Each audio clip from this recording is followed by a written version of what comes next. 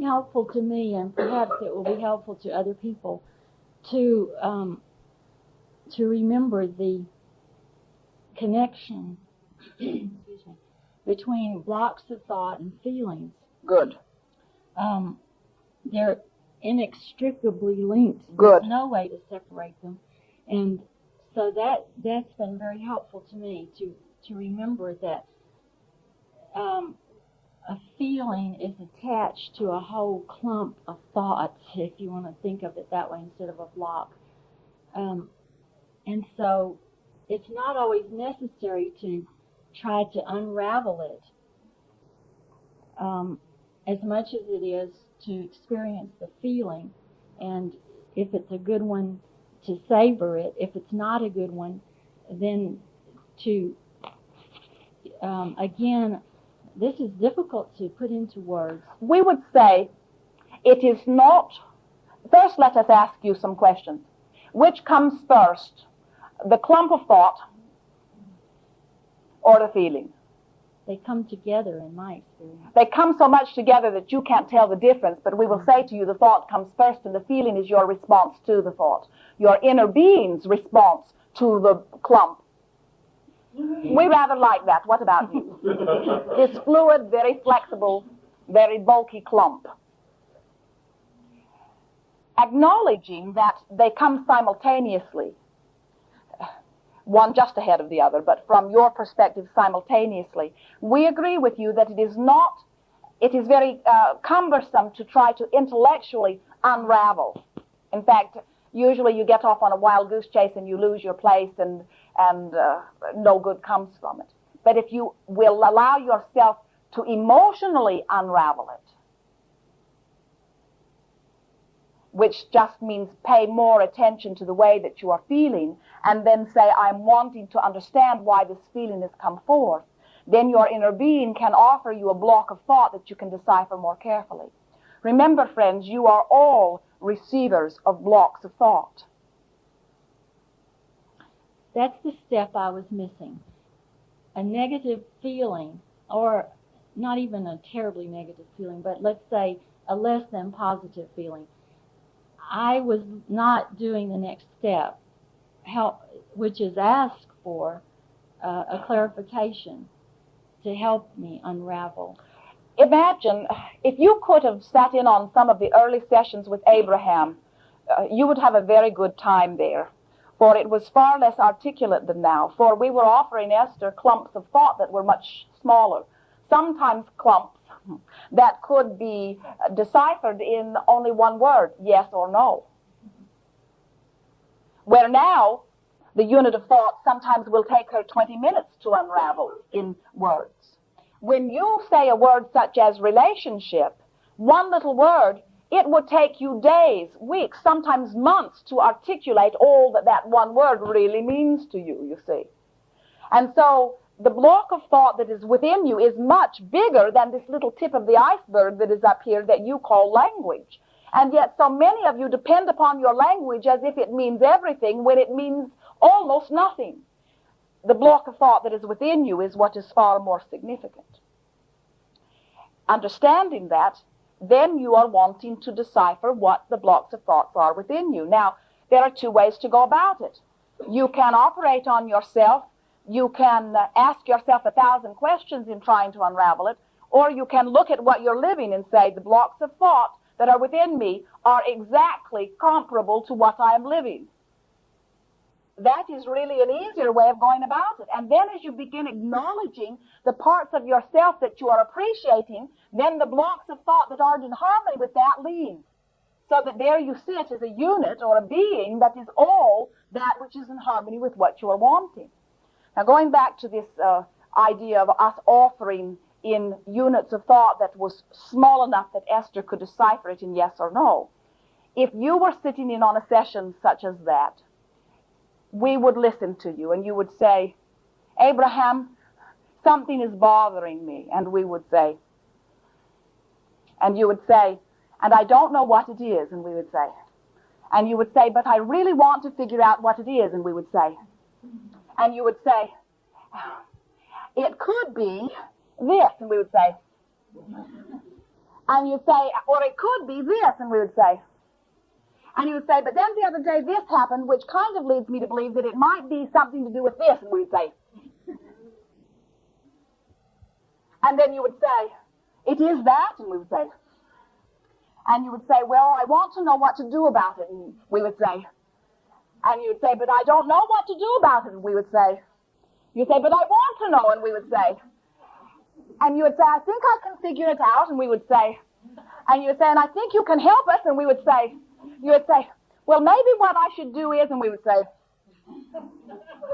You see, we are sitting here responding to you in a way that you say, yes, I received tremendous help from Abraham, and all we are doing is the same thing that your own emotional guidance system gives you, you see.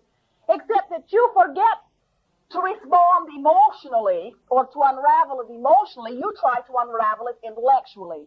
And then you get bogged down in it. You see how it works? Are we having a good time?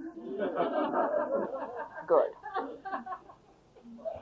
Something else, and then we'll hear from you. Something else that we are wanting you to realize is that your interpretation of the blocks of thought that you receive will be infinitely more poignant and perfect for you than anything that you will hear through this vessel.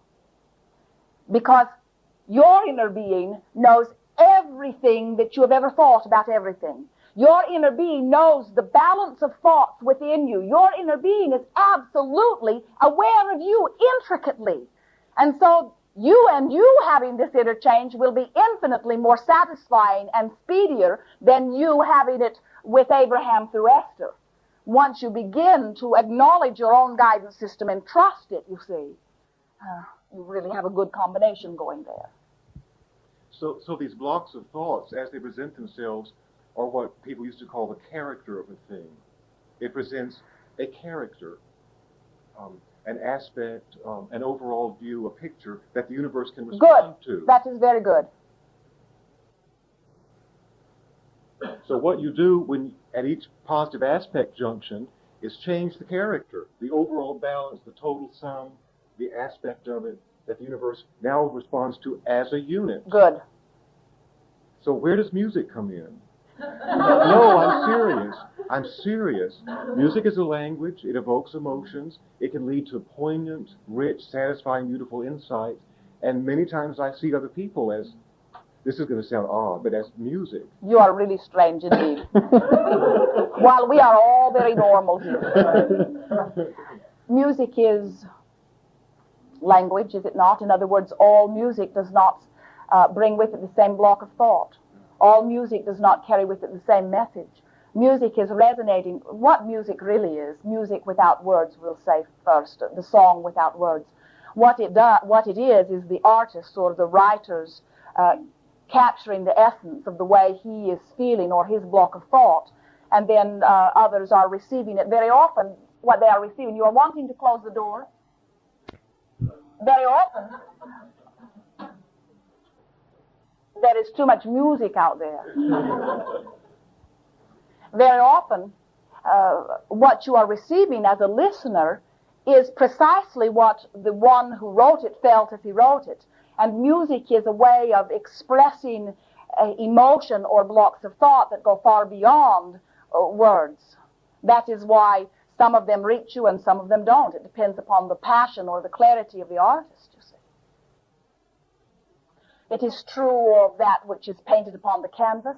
And you have so many ways of expressing blocks of thought other than through words. Then it seems that listening to music in this way is an attitude. And is a what? An attitude, which is like a character of something. So if I looked at any event, I can choose to look at it with a certain attitude there that can enrich it, and that's right. You see, you're exactly right. The tendency is, because you've been action-oriented beings who are creating from the outside, always giving blame or credit somewhere outside of you, then your tendency is to say, I could live a happy life if I had a partner that was different. And then the next question is, Abraham, this one does this and this and this and this and this. Do you think I should get out of this relationship? And sometimes we say, probably is a good idea. But, we say, as we said to Esther, remember you are taking yourself with you. If you are leaving this relationship because there is negative present, then you'd better get out of this town too. Negative here. And you'd better get out of this country and out of this world and out of this universe. Now we don't know where to send you, because there is positive and negative within every being, within every particle, within every aspect, within every subject. There is a balance of positive and negative, but you get to choose what you focus upon and what you attract unto you. Because everything has to be totally free, or nothing can be totally free. And we know Freedom abounds. Only your acknowledgement of it does not always. You exist in such a state of freedom that the very balance of your thoughts attracts unto you. You cannot be freer than that. You acknowledge freedom. You feel at your freest when you feel good. Is that not true? And we'll tell you why. Because your inner being exists in this place of perfect balance. Your inner beings are in ecstasy. Your inner being exists in this place of knowing his freedom, his growth. And so when you are focused upon something that makes you feel restricted, now there's conflict going on within you, because the true you is free, and in this moment you are not acknowledging that you are free. And so that feeling of confinement is nothing more than resistance. Everything that you know as negative emotion is resistance. All illness is resistance. Every time you're not getting something you want, it is because you are resisting, you see. Resistance is opposing thought. You are utilizing the energy of the universe, only you are sending part of it in one direction and part of it in another direction. And so there is a tug of war that is going on within you. And you are one who so much from your inner perspective acknowledges that you are absolutely free, that even the slightest little thought that you're not free sends you crazy, does it not? Yes. Let someone tell any of you you can't do something or you shouldn't do something, and what happens? The hair on the back of your neck stands up. You get bigger and stronger, and you want to shout, "Just watch me." In other words, are those not fighting words? Someone saying you can't do something? The reason is because you have spent lifetimes acknowledging that you can do or be or have anything that you choose, that there is nothing outside. And so somebody outside of you saying, you can't, brings forth automatic resistance within you. Now that is an issue that we're wanting to talk about for a moment.